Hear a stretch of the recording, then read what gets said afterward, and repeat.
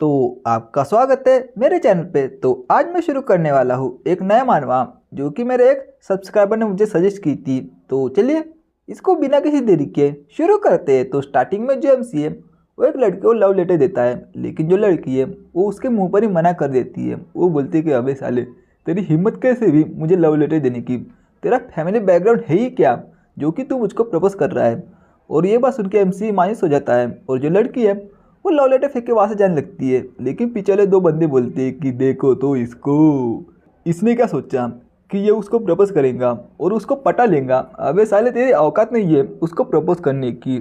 लेकिन मिंगनैन तुम यहाँ पे खुद को शर्मिंदा कर रहे हो। अरे हाँ यार, ये तो मिंगनैन है जो कि हर दूसरी तीसरी लड़की को प्रपोज करता है, लेकिन घंटा कोई भी लड़की इसको पढ़ती ही नहीं। यार इसका किस्मत और इसका जो नसीब है वो कितना ख़राब है। फिर मिंगनैन बोलता है कि हाँ इसने सही काम। और जो मिंगनैन है यानी कि जो एमसी है वो बड़ा हो जाता है और वो एक और डेट पे आता है। लेकिन जो वो डेट वाली लड़की है वो बोलती है कि तुम्हारी तुम्हारी कंडीशन ऐसी नहीं है जो कि तुम मुझको प्रपोज कर सको। तुम्हारे पास पैसे नहीं है, ना ही तुम अमीर हो, ना ही तुम्हारा जो लुक है वो अच्छा है, और तुम यहाँ पे अपना टाइम और मेरा टाइम बर्बाद कर रहे हो।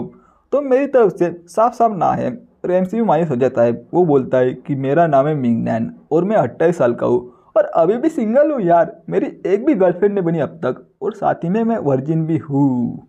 लेकिन लेकिन मैं बहुत सारे जो ब्लाइंड डेट है ना वहाँ पे जा चुका हूँ, लेकिन हर बार जो लड़की है वो मुझे रिजेक्ट ही क्यों करती है ये पता नहीं। और जो अपनी साइकिल है वो लेके निकल जाता है, लेकिन वहाँ पे होता है रेड सिग्नल। एमसी बोलता है कि हाँ जिंदगी तो मेरी झंडी चल रही है, अभी क्या ही कर सकते हैं। फिर जो बाकी के जो कुछ लोग के आसपास के वो बोलते हैं कि देखो तुम्हारी तरफ। जैसे ही एमसी देखता है उसके सामने ही एक ट्रक होता है। एमसी बोलता है कि भाई गयो, आज तो ना बचने वालों।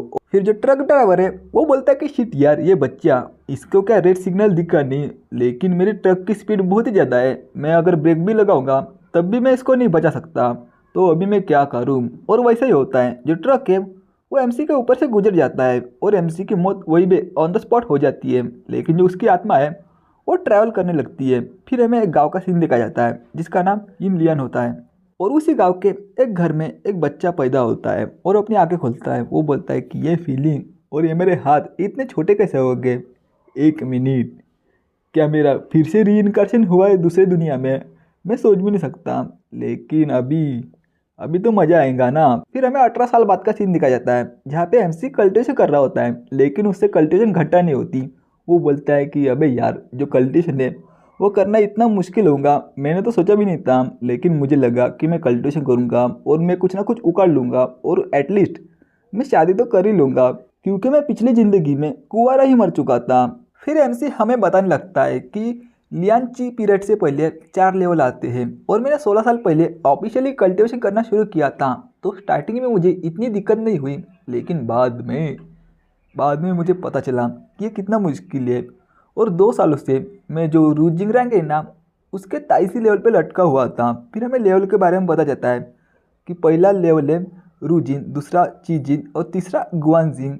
और एमसी बोलता है कि मैं 2 सालों से जो ताइसी लेवल है ना उसके पहले रैंक पे लटका हुआ हूँ, लेकिन मैं कर भी क्या सकता हूँ।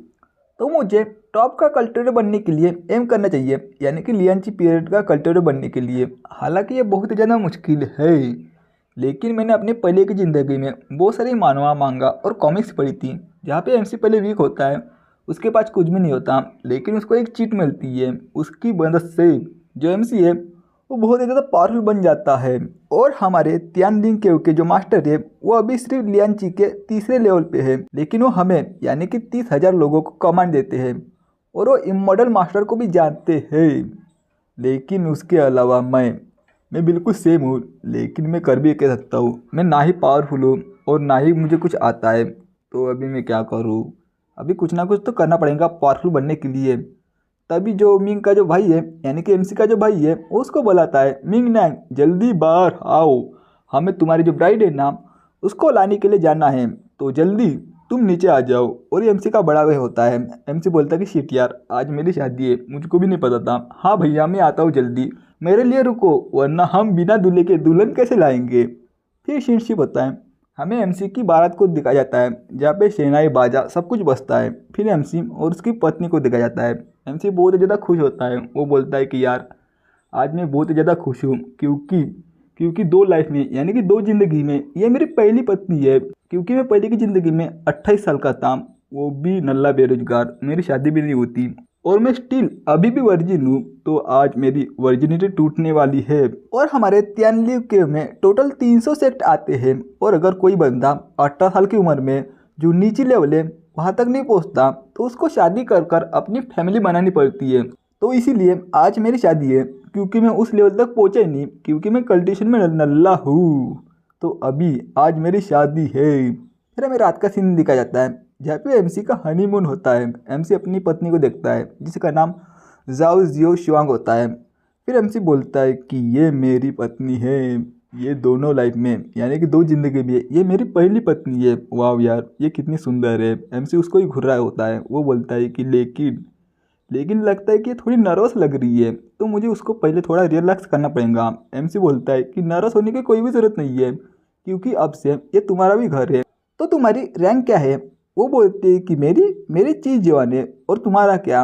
एमसी बोलता है कि बिल्कुल सेम तुम्हारी तरह, तुम्हारी जो रैंक है ना वो भी मेरी रैंक है, लेकिन जो नीची पीरियड है ना उसमें और इसमें ज़्यादा डिफरेंस नहीं है तो ये ठीक है। फिर एमसी बोलता है क्या तुम्हें जो मेरा भाई है ना वो दिखाई दिया था क्या जब हम छोटे थे ना? तो ये ऐसा ऐसा वैसा वैसा यानी कि कहानी बताने लगता है। लेकिन उसकी जो पत्नी है वो उसकी तरफ देखने लगती है। एमसी बोलता है क्या तुम्हें भूख लगी है? क्या मैं तुम्हारे लिए कुछ खाना लाऊं? ये बात सुन के उसकी पत्नी मुंह फैला देती है। एमसी बोलता है कि क्या हुआ शिवांग, क्या कुछ गलत है क्या? वो बोलती है क्या मैं तुम्हें सुंदर नहीं लग रही क्या? लेकिन आज हमारी शादी की रात है, आज हमारा हनीमून है, लेकिन तुम सिर्फ बात ही कर रहे हो। देखो ना मैंने तुम्हारे लिए कितनी सुंदर ड्रेस पहनी है, लेकिन तुम फिर भी तुम बातों में उलझे हुए हो। क्या तुम्हें कुछ करने का मूड नहीं कर रहा क्या? एमसी बोलता है कि ऐसा है क्या, आज हमारी शादी की रात है तो ठीक है, अभी तो मुझे घपाघप करना पड़ेगा। फिर वो सब कुछ होता है यानी कि उसका घपाघप हो जाता है। फिर एमसी अपनी आंखें खोलता है और उसकी आंखों के सामने कुछ बच्चे और उसकी पत्नी होती है। जो बच्चे हैं वो बोलते हैं कि अब्बा जान आप ऐसे नहीं मर सकते। एमसी बोलता है क्या मैं ठीक हूँ, लेकिन ये बच्चे मुझे अब्बा जान क्यों कह रहे हैं? फिर एमसी की पत्नी उसको गले लगा लेती है। वो बोलती है कि भगवान का शुक्र है कि तुम ठीक हो। लेकिन एमसी बोलता है कि शिवांग यहाँ पे हो कह रहा है। फिर उसके सामने एक सिस्टम विंडो ओपन होती है लाल कलर की, जिसमें उसका नाम लिखा होता है, उसका लेवल ब्रिज 0 रूट 1 और जो टेक्निक है वो भी लिखी होती है और स्पेल और जो स्किल है उसके पास कुछ भी नहीं होती। वो देख के एमसी बोलता है कि क्या एक सिस्टम, लेकिन वो एक इंफॉर्मेशन देख के चौंक जाता है। वो बोलता है क्या मैं मरने वाला हूँ और मेरी जो एक्सपेंड जो डेथ है ना वो बहुत पहले गुजर चुकी है। वहाँ पे एक लिखा होता है कि जो एमसी है वो 30 सालों बाद मर जाएगा। तो ये देख के जो एमसी है वो बहुत ज़्यादा घबरा जाता है। वो बोलता है कि क्या मैं सही में मरने वाला हूँ? मेरे बच्चों और मेरी पत्नी का क्या? हालांकि मेरे बच्चे एक ही रात में कैसे पैदा हुए वो मुझे भी नहीं पता, लेकिन मैं सही में मरने वाला हूँ, ऐसा नहीं हो सकता। तो इसी के साथ ये चैप्टर यहीं पे ख़त्म होता है। तो आपको ये वीडियो कैसा लगा ये कमेंट बॉक्स में मुझे ज़रूर बताना। और हाँ, किसी ने पहले इसको एक्सप्लेन किया होगा तो ये भी बता देना, क्योंकि मेरे एक सब्सक्राइबर ने मुझे ये मानव सजेस्ट की थी तो इसलिए मैं इसको एक्सप्लेन कर रहा हूँ। और हाँ, मैं 2-4 दिनों से एक दूसरी मानव को ढूंढ रहा था, क्योंकि जो पहले की जो मानवा है वो पहले से एक्सप्लेन है, एक बंदे ने बताया था मुझे, इसीलिए मैं दूसरी मानव को ढूंढ रहा था। तो इसीलिए 2-4 दिनों से वीडियो नहीं आ रही थी, क्योंकि मुझे अच्छी मानव मिली ही नहीं जिससे कि मैं एक्सप्लेन कर सकूँ। तो ये मेरे सब्सक्राइबर ने मुझे बताई थी तो ये मुझे भी अच्छी लगी, इसी वजह से मैं इसको एक्सप्लेन कर रहा हूँ। तो कमेंट बॉक्स में ज़रूर बताना कि आपको यह मानवा कैसी लग रही है। तो मैं मिलता हूँ नेक्स्ट वीडियो में, जब तक के लिए बाय बाय। मिलते हैं नेक्स्ट वीडियो में, टिल देन बाय, सायोनारा।